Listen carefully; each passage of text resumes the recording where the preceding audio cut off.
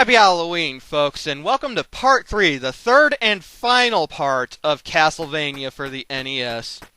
It's been a very fun ride, has it not? Well, we still have a ways to go, though, as in a whole stage. So, they start off giving you an axe, which is actually quite generous of them, considering, they release 4 of these fuckers. And this time, the fucking bats are shooting fireballs. They're easier to kill this time, at least, but still... The good news is, from here on, it doesn't really matter how much you die. Which is probably good, considering I just died there. Because I died, my sub-weapon, the cross boomerang is gone, my whip is, well, it was back to normal, and then I got the power upgrade for it. It's just a lot shorter now. Like, unusably short. What I'm actually doing is that I've actually found a way to, like, when I was younger, to rush past all of the bats and whatnot without getting hit, and like I said in the previous parts, I haven't played this in like 6 or 7 years when I recorded it this morning, so I was having trouble remembering, but anyway, it didn't take me too long to remember. It's much easier than trying to fight these fuckers. As I mentioned so many times before, when you get hit, Simon goes barreling backwards, and it's so impossible to recover from that. And these bats, they dash into you, they spit fireballs. It's really hard to avoid them and actually fight them. This is the only bat that hit me on this third time dying, and that's because they dash really fucking quick. But with that, we reached a checkpoint. Huzzah! Go all the way to the right to get the skeleton to jump over to where you can actually whip him without getting knocked into the pit. I can't tell you how many times I've actually died there as a kid and whatnot. It's just so frustrating to get to that point and then be like, fucking skeleton! Oh, speaking of which, speaking of dying a lot, if you're not careful right here and you just walk to the left, the gap where the staircase is, you'll actually fall down and die because it counts as a bottomless pit for some reason. Which is pretty fucking stupid, but oh well. So make sure you jump over where the steps are when you're going across. I want to hold on to the axe rather than use the knife. Honestly, I think the knife is probably the most worthless of all the sub-weapons. Second most worthless is probably the stopwatch, but, you know, the fact that it can stop hordes of enemies and give you some breathing room for a few seconds makes it useful. The knife is fucking worthless. Oh, fucking pigeon.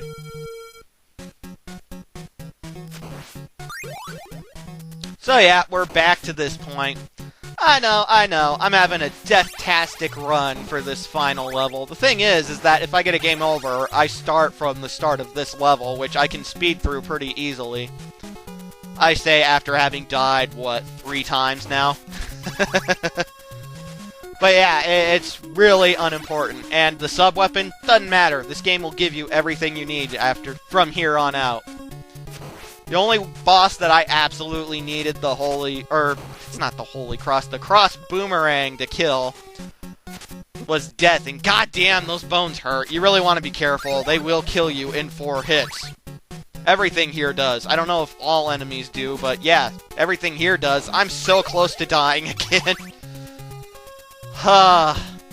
What can I say? You know, I didn't practice this game at all ahead of time. I'm surprised I did as well as I did without dying, so, you know. I'm no Castlevania expert. I've played these games quite a bit. I can beat them with minimal frustration. And yeah, I've been playing video games for 20 years. Pretty much from here on, as long as you don't do something stupid like walk off the side of the ledge instead of going up the stairs. Because you can do that, and you will die. But pretty much from here on, especially, it doesn't matter anymore how many times you die. Because the game gives you, boom, cross boomerang. That would be a whip power-up if you didn't have any. That one would be a heart, and then that one I already whipped would be the second whip power-up. So yeah, the game really gives you everything that you could possibly need. The holy water's a fucking trap. You don't want to use it. But folks, it's time to take on Dracula. Oh shit. So yeah, if you don't have Dracula's pattern down, you will die. And die. And die. So yeah, admittedly, I got a game over. I couldn't remember Dracula's pattern. He has a really simplistic pattern, though. So, fortunately, after the game over, I was able to figure it out. I was figuring it out as I was going. It's just, you know. But cross boomerang, wit power up. This one will be a heart. And then a second wit power up for the distance. The distance is what you really want for this. Anyway, let's do this right this time. Let's kill Dracula. So Dracula has a very simple pattern, as I've already mentioned. He will appear randomly on the screen, open his cape to shoot fireballs. He can't appear on top of you, in which case you just want to get the hell away. The fireballs will go towards, like, where you were at when he opened his cape. Like, right there, they flew upwards. And yeah, you can whip the fireballs or use the cross boomerang to destroy them. I recommend saving the cross boomerang, though. And yeah, the only place you can actually hurt him at is his head. You can only really hit him in the head. Everywhere else will not hurt him. It will just stop the fireballs. Are you guys familiar with the saying, discretion is the better part of valor? Well, basically, you want to go slow and just focus on not getting hit, because 4 hits and you are dead. No way to recover health in between, or anything. You will die. It takes a little bit to get used to. You have to be a certain distance away in order to whip and then get down in time. Every time you jump up and whip, you always want to duck as soon as you hit the ground to help you avoid the fireballs. Even when you're just standing and whipping the fireballs out, you still want to duck afterwards. Because sometimes you don't hit the middle fireball and it will still hit you. You have to hit him, I think it's like 10, 15, 20 fucking times. I don't know. You have to hit him a lot, though. Which is why this can be quite frustrating. 4 hits and you're dead, and you have to hit him. God, I'd have to sit here and count every little bar, because each hit to the head only takes off 1 sliver of health. Dracula is a mean motherfucker. He hits you really hard. He takes a lot to kill. And yeah, after a while, it gets very frustrating. It's very easy to fuck up. It's very tense. A nice tip, though, as far as distance goes, the floor, as you may, well, you probably haven't noticed, is checkered pattern. You can use this to help you judge how far you should be when whipping and jumping and shit. That's what I did, and I managed to get through this pretty well, I feel, minus the, 4, 5, who knows how many fucking deaths. I forgot to whip right there, and so I still got hit. Fuck. But enough whips to the head, and it goes flying off. And holy fucking bat demon! Holy shit. And yeah, this thing will still kill you in 4 hits. That's why you want to avoid getting hit as much with the first fight. Because, honestly, I don't know how you can beat this thing without ever getting hit. Because here's the thing, you can't get past it when it jumps normally. It will do a high jump that you can get past, and then you can run under, but it's really rare for it to do that. It's still spitting fireballs. It will still kill you in 4 hits. This fight will go quicker because he doesn't disappear off screen, but it's really tough. It's an endurance battle, to be perfectly honest. It's all about how much you can take and how long you can hold out. This is what you want to save the cross boomerang for. It will help you take him down that much quicker. I actually thought I was going to die right there, so that's why I'm scrambling and I'm out of pattern now. Fortunately, though, I kicked his ass. And ladies and gentlemen, with that, Dracula is dead. We have saved, I think it is Romania, that the Dracula legend or whatever comes from.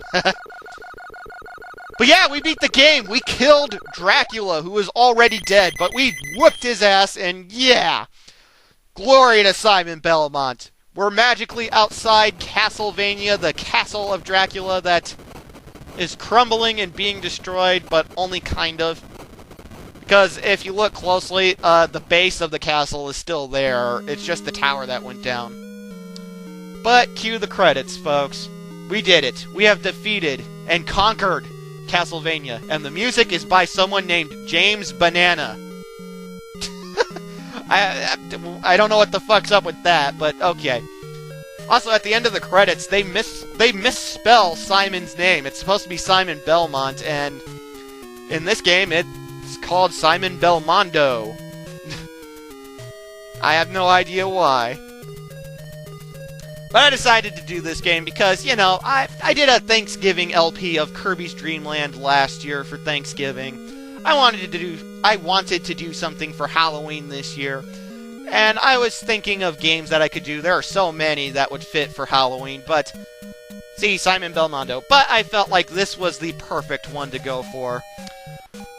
This is probably not going to be uploaded until, like probably 1, 2 in the morning, November 1st. So, you know. But regardless, thank me for playing. Thank you folks for watching. I hope you enjoyed this Halloween playthrough of Castlevania. How was all of your guys' Halloweens? I don't know. But how were they? Mine was fantastic, even though I didn't get to go to a party. What did I dress up as for Halloween? Well, funny you should ask. I actually didn't dress up as anything.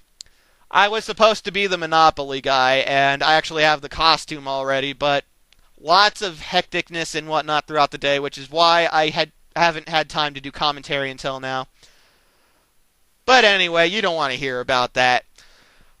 Stay tuned for Sonic CD Part 5. Don't worry, I'm not stopping. I just figured we should do a Halloween playthrough. Thank you all for watching. I really do hope you enjoyed this. I hope you got lots of candy to you younger folks. And yeah, I'll see you folks later.